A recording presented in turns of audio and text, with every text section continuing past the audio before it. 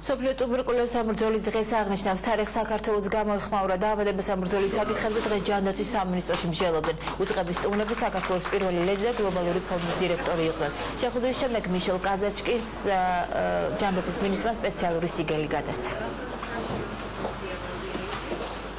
ყავს ესეთი სტუმარი ჟენევიდან გლობალური ფონდის ოფისიდან თქვენ როგორც იცით ინფექციურ დაავადებებს ვიბრძვით გლობალურ ფონდთან ერთად ძირითადად და წლების განმავლობაში ჩვენ უკვე 100 მილიონზე მეტი გრანტები მოვიპოვეთ ამ მეშვეობით და ვარ ძალიან მადლობელი. ადამიანი დღეს მიიღებს ოქროს მედალს. მოხარული ვარ რომ ტუბერკულოზის მსოფლიო დღეს მე საქართველოში ვიმყოფები. თქვენს ქვეყანას წარმატებული პროგრამები აქვს ამ დაავადების წინააღმდეგ.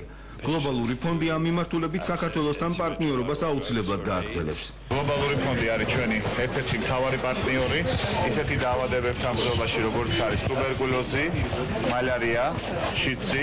მათი დახმარებით ჩვენ ძალიან ბევრი პროექტი წამოვიწყეთ, მათ შორის ტუბერკულოზის სამკურნალო თანამედროვე ცენტრის მშენებლობა, ასევე გეგმავთ შიდსისა და ინფექციური დაავადებებისათვის აუცილებელი დაწესებულების რეაბილიტაციას.